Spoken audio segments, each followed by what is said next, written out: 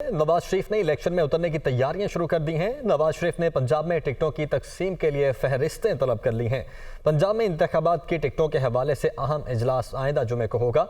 नवाज शरीफ ने जनरल इंतखाबात की मुहिम शुरू करने की सिफारिशात भी तलब कर ली हैं। सलमान तारिक इस वक्त हमारे साथ मौजूद हैं। सलमान, बताइएगा किस तरह से तैयारियां शुरू की गई हैं?